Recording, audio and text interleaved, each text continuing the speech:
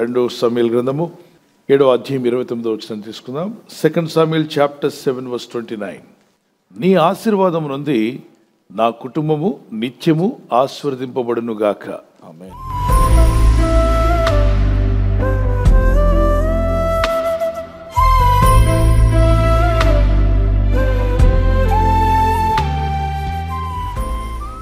ఈ ప్రార్థన మీ జీవితంలో కూడా ఒక ప్రార్థనగా మారిపోవాలి.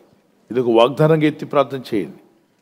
నా పిల్లలు నీ సన్నిధిలో ఉండాలి, నా కుటుంబం నీ సన్నిధిలో ఉండాలి, నా ఇంటిల్లో పాది నీ సన్నిధిలో ఎదగాలి, నీ కృపలో మేము ఎదగాలి.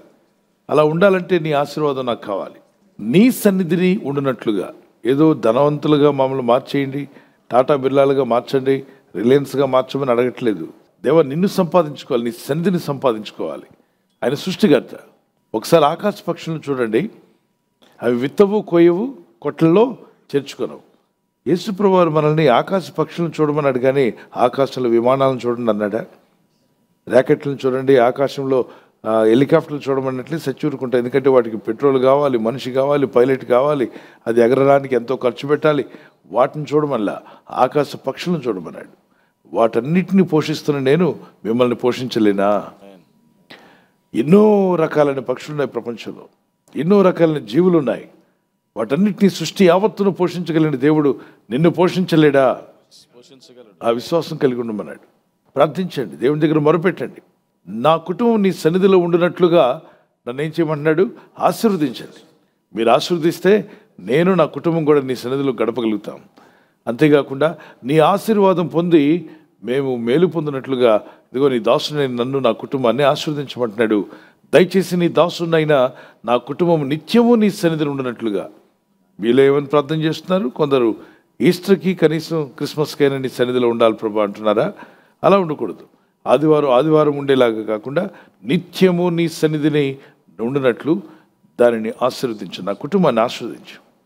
యెహోవా నా ప్రభువా, నీవు సెలవిచ్చి ఉన్నావు, నువ్వే మాట ఇచ్చావు, నువ్వు వాగ్దానం చేశావు.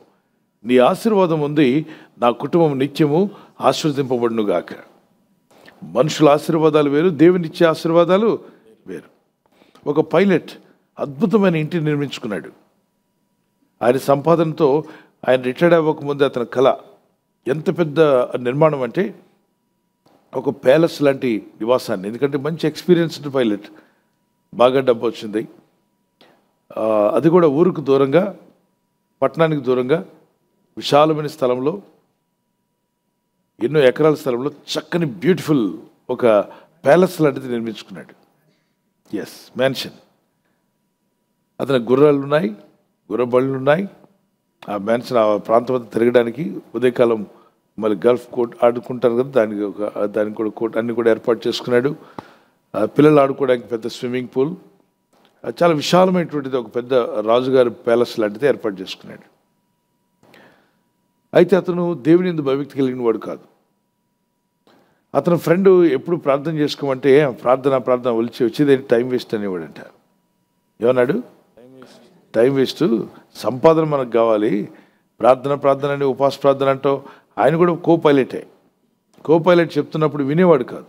ఇతను మెయిన్ పైలట్ కాబట్టి, కెప్టెన్ కనుక ప్రార్థనలో భక్తి. అది పాతకాలపు మనుషులరా, పాత చింతకాయ పచ్చడి అంట. ఏంటి ప్రార్థన అన్నా భక్తి అన్నా పాత చింతకాయ పచ్చడి, అది మనకు అవసరం లేదు.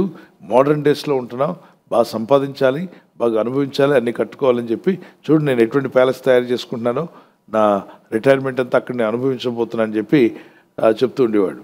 ఈ కో పైలట్ అనేవాడు ఎంతున్నా దేవుడు లేకపోతే అంత వ్యర్థమన్నా, ఎన్నున్నా దేవుడు లేకపోతే అంత సున్నా అన్నా, మణులు మాణిక్యములు ఎన్నున్నా మధ్యలో యేసు లేకుంటే అంతా సున్నా. చిన్న కీర్తన పాడుకుందాం.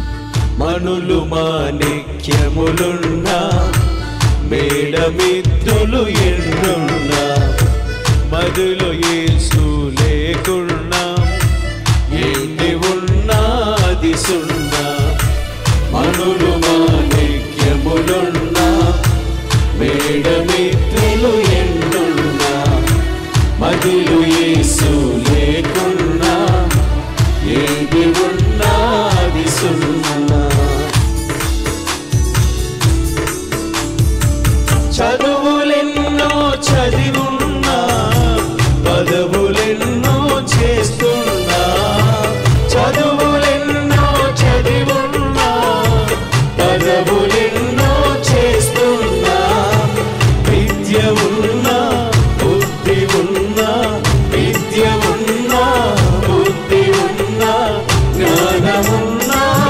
సున్నా అనులు మాణిక్యములున్నా మేడమెత్తులు ఎన్నున్నా మదిలో యేసు లేకున్నా ఏది ఉన్నది సున్నా.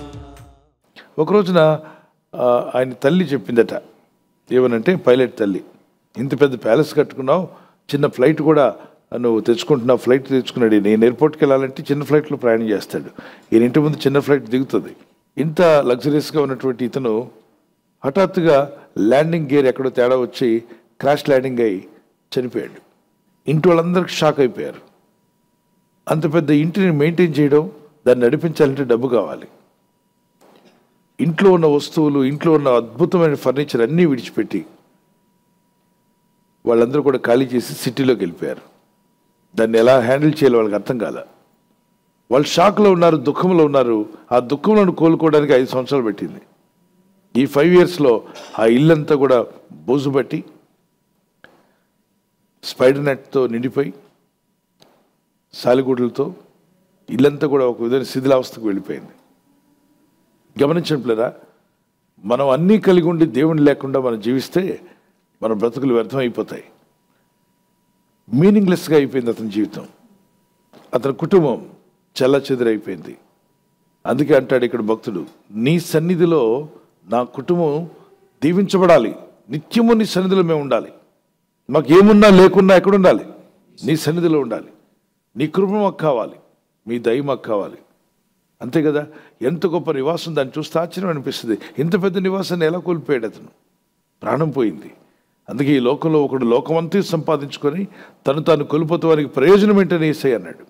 కాబట్టి నీకు అంతా ఉన్నా నీ ఆత్మరక్షణ లేకుండా జీవిస్తున్నావా?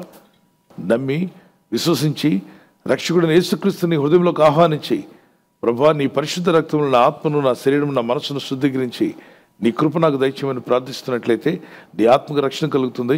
ప్రభువా యేసునందు విశ్వాసం ఉంచు, అప్పుడు నీవును నీ ఇంటి వారును రక్షణ పొందుకుంటారు. ఈ వాగ్దానం పట్టుకుని ప్రార్థన చేయి. అయ్యా నీ ఆశీర్వాదం నాకు దయచేయమని.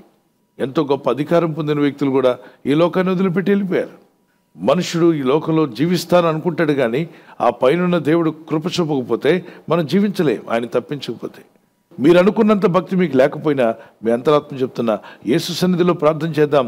ఆయన కృప చూపువాడు, కనికరించేవాడు, క్షమించేవాడు. నీలో ఉన్న భక్తిని పెంచగలిగిన వాడు నమ్మితే దేవునికి స్తోత్రం చెప్పగలరా? రాబోయే దినాల్లో దేవుడు నిన్ను మేలుతో నింపునుగాక, సమాధానం నీకు దయచేయునుగాక. గతంలో ప్రభా నేను తీసుకున్న తప్పుడు నిర్ణయాల వల్ల కానీ, నేను సరిగా వివేచించకుండా ప్రవర్తించడం వల్ల కానీ ఈరోజు ఈ సమస్యలన్నీ దాంట్లో చిక్కుని ఉంటే తండ్రి నన్ను క్షమించు, నన్ను విడిపించు, నీ ఆశీర్వాదం నాపై రిలీజ్ చేయమని పట్టుదలతో ప్రార్థన చేద్దాం. ప్రభా నీ ప్రజలు దీవించబడి వర్ధిల్లుటకు సాయం దయచేయండి. ఈ ప్రజల యొక్క ఉద్యోగాల విషయంలో, వ్యాపారం విషయంలో, బిడ్డల చదువుల విషయంలో, వారి వివాహాల విషయంలో, అలాగే ఏదో పొలమో భూమి అమ్మాలని కొనాలని ప్రయత్నం చేసే విషయంలో నీ ప్రజలకు ఏది ఆలస్యమైనా అది మేలుగా మార్చండి ప్రభా. ఆశ్చర్యరీతిగా మార్చండి, అద్భుతాలు జరిగించండి. మీ కనికరం చొప్పున మేలొందుటకు సాయం దయచేయండి. నీ రాకడికి సిద్ధపడే మనసును దయచేయండి. నీ రాజ్యమును నీతిని వెదికే వారుగా చేయండి. అయ్యా నీ చిత్తంలో కొనసాగే కృపనివ్వండి. ఈరోజు ప్రార్థించి ప్రయత్నించబోతున్న శంకుస్థాపన అయిన, గృహప్రవేశమైన, ఒక బిజినెస్ ప్రారంభిస్తున్నా, ఉద్యోగ ప్రారంభానికి వెళ్తున్నా, ఒక మంచి కార్యక్రమాన్ని ప్రారంభిస్తుండగా వారు చేస్తున్న ప్రయత్నాలు ఫలించలాగున మీ దూతలకు ఆజ్ఞాపించండి. ఎవరైనా హాస్పిటల్లో ఉన్నా, ఐసీయూలో ఉన్నా ప్రభు, ఎవరైతే సీరియస్ కండిషన్లో ఉండి బాధపడుతున్నారో వారికి యేసు నామములో స్వస్థతను అనుగ్రహించండి. కృంగిపోయిన వారిని లేవనెత్తండి. మీ గాయపడిన హస్తమును చాపి వారికి ఉన్న సకల రోగాల నుండి విడుదల ఇచ్చేయి. వారిని లేపి నడిపించడాన్ని సాక్షులుగా నిలబెట్టుకోండి. ఈ ఉదయకాలం ప్రతి రోగి యేసు నామములో స్వస్థత నొందునుగాక. తండ్రి, ఈ దినం ఎవరైతే ప్రయాణమై వెళ్ళబోతున్నారో, అది రైలు మార్గమైనా, ఆకాశ మార్గమైనా, బస్సుల్లో, వాహనాల్లో ఎక్కడ ప్రయాణం చేస్తున్నా, రోడ్డు మార్గంలో ఏ వాహనంలో వారు ప్రయాణం చేస్తున్నా, నీ ప్రజలకు కాపాడే దూతలను పంపండి. ప్రతి క్షణము, ప్రతి నిమిషం, ప్రతి దినము కూడా నీ రాజ్యమును నీతిని వెదికేవారిగా చేసి మీ నామానికి మహిమ తెచ్చుకోమని, నీ ప్రజలకు ప్రతి అవసరం తీర్చి మహిమ పొందమని యేసు ఉన్నత నామములో అడుగుచున్నాం తండ్రి. ఆమేన్.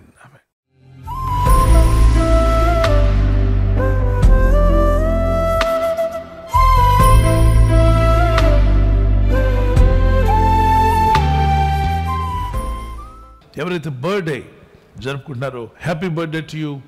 Many more returns of the day. May the Lord continue to bless your life with a long life. ప్రభు మిమ్మల్ని దీవించి వర్ధిల్ల చేసి ఆస్వాదించి కాపాడునుగాక. ఆమేన్.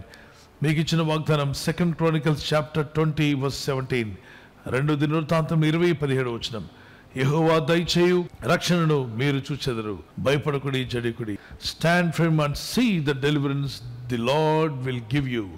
The Lord is going to give you a great deliverance. You will just stand and see in prayer. ప్రార్థనలో ఉంటూ మీరు వాటిని పొందుకుందురుగాక. May happy birthday to you. Many more returns of the day. May the Lord continue to bless you. Anniversary జరుపుకున్న వారికి happy anniversary. Many more returns of the day. ప్రభు రాకడ ఆలస్యమైతే silver jubilee, golden jubilee, platinum జరుపుకునే కృపా దంపతులని మీకు దేవుడు దయచేయునుగాక. మీరు ఆదర్శ దంపతులుగా ఉండి యేసుక్రీస్తు ప్రభు యొక్క గుణగణాలు లోకానికి ప్రచురపరిచేవారుగా ప్రేమానురాగాలు ప్రభు మీకు దయచేయునుగాక. లవ్ అండ్ ఎఫెక్షన్ మీ మధ్యలో అది అధికమవునుగాక. ఆమేన్. మీకు ఇచ్చిన వాగ్దానం నెహెమయా చాప్టర్ 8:10. ఆ నెహెమయా 8:10 చూద్దాం.